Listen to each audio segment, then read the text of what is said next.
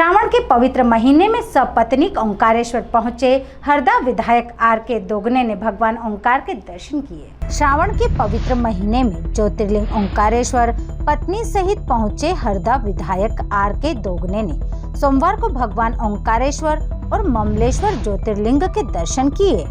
ममलेश्वर मंदिर परिसर में उन्होंने विधिवत पूजन अर्चन किया।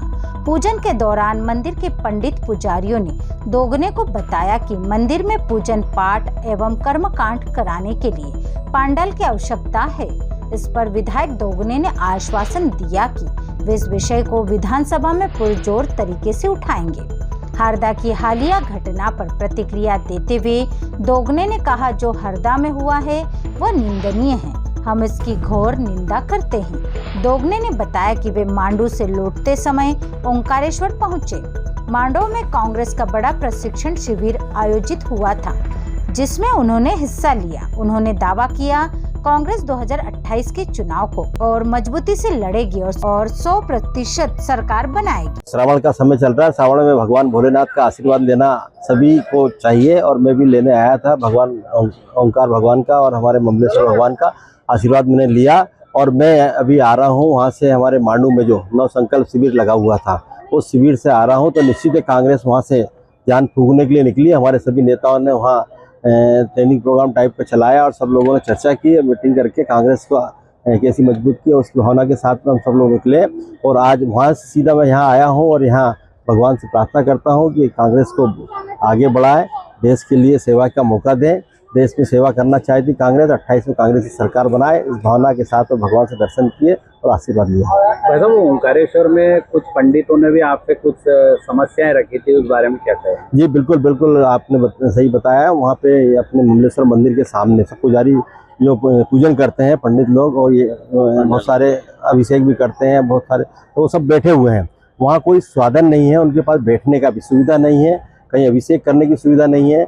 तो बिल्कुल उन्होंने बताया कि यहाँ मंदिर प्रांगण में कहीं भी हमको जगह मिल जाए, कोई धर्मशाला बन जाए, कोई ऐसा स्थान बन जाए, स्थान अलॉट कर दे हमको जहाँ हम हमारे जजमानों की पूजा करा सके, अभिषेक करा सके। तो मैंने बिल्कुल आश्वस्त किया उनको कि मैं आपकी बात को विधानसभा में उठाऊंगा, क्योंकि विपक्ष में हूँ मैं आवाज़ उठा सकता हूँ, चिल्ला सकता हूँ और निश्चित आपकी मांग को उठाऊंगा और सरकार को सुनना भी पड़ेगी। जायज़ मांग है आपकी और होना चाहिए। जब इतना बड़ा ज्योतिर्लिंग है जहाँ पुजारियों को बैठने की जगह नहीं है, जहाँ अभिषेक करने वाले हमारे पूरे भारत से पुजारी लोग आते हैं, उनको जगह नहीं। ब्राह्मण समाज हमारा पूरा, उनका रोजगार भी उसी से वहीं से चलता है, उनका परिवार भी चलता है, तो उनको इतनी सुविधा तो कम से कम करना चाहिए सरकार को।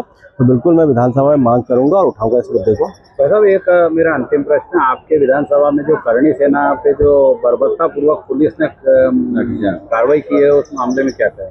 बिल्कुल, आपने बिल्कुल सही देखा होगा, वीडियो देखे होंगे किस तरह से बर्बरतापूर्वक पिटाई की गई है। ये अन्याय है और ये अंग्रेजों की याद दिलाता है। जलियांवाला हत्याकांड जो हुआ था ना जलियांवाला बाग का, उसी तरह से हो रहा है। आप देखो दौड़ा दौड़ा के मार रहे हैं।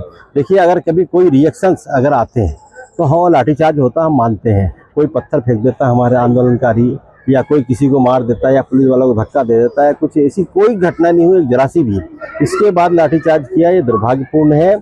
ये सरकार और प्रशासन का फेल्यूर है और इसके बाद भी सरकार उस पर कोई कार्रवाई नहीं कर रही है। जबकि हमारी मांग है कि वहाँ के अधिकारियों को सस्पेंड करें, उसका ट्रांसफ़र करें और न्यायिक जांच कराएं। ये मांग कर रहे हैं पर नहीं कर रहे हैं। हमारी सिर्फ एक मांग उन्होंने मांगी है, सिर्फ उस मांग में हमारे जो लोग बंद थे उनको छोड़ दिया गया है, बस उतना ही माना है, इसके अलावा नहीं माना। अभी हमने 3 दिन पहले भी वहाँ मौन जुलूस निकाला था, उसमें भी हमारे 20,000 लोग थे और मौन जुलूस में बिल्कुल एक आवाज़ तक नहीं आई। तो जब इतने शांतिप्रिय लोग हैं और हरदा शांति का टापू है, हमेशा हरदा के लोग कभी उग्र नहीं होते और कभी किसी प्रकार की लड़ाई नहीं करते, जायज़ बात करते हैं। और बात करने का तो सबका अधिकार होता है, स्वतंत्र देश है, उसमें हमारा सबका अधिकार था। अपनी बात रख रहे थे पर पुलिस ने बर्बरतापूर्वक लाठीचार्ज की, उसकी जितनी निंदा की जाए उतनी कम है। और पूरे हमारे मध्य प्रदेश में भी हो रही है और पूरे भारत में भी निंदा हो रही है बिल्कुल पुलिस की, और सरकार के कान में जूं नहीं उंग रही है। ये दुर्भाग्यपूर्ण है और सरकार को सोचना चाहिए। एक वीडियो देख के आदमी को समझ में आ जाती है कि किस तरह का हुआ, तो सरकार नहीं सोच रही है। ये भी हमारे मध्य प्रदेश का दुर्भाग्य है, ये मान के चलें। जो मांडू में जो मंथन शिविर हुआ, मतलब उसका लगता है कि आगामी दिनों में कांग्रेस पूरी ताकत से प्रदेश और केंद्र में आक्रमण करेगी। बिल्कुल बिल्कुल, हमारा वहाँ राहुल जी ने भी संबोधित किया, कमलनाथ जी ने भी संबोधित किया, हमारे माकन जी ने किया, सुप्रिया सुनेत ने किया, कौन खेड़ा और भी सभी जितने हमारे मैनेजमेंट से संबंधित लोग भी थे, तो बहुत सारे मतलब बुलाए थे हमने। हर तरह का वहाँ ज्ञान दिया है और उस ज्ञान को लेकर सब लोग जा रहे हैं और हम लोग अपने अपने क्षेत्र में और अपने आसपास के क्षेत्रों को भी डेवलप करेंगे और कांग्रेस को जिताने की प्रयास करेंगे, कांग्रेस की सरकार बने। और निश्चित दिख रहा है, ऐसा लग रहा है कि 28 में कांग्रेस सरकार निश्चित बनेगी। हम लोग उस तरह से कार्य कर रहे हैं। आपका परिचय? मैं डॉक्टर आर के दोगने, विधायक हरदा। ओंकारेश्वर से ममता दुबे की रिपोर्ट।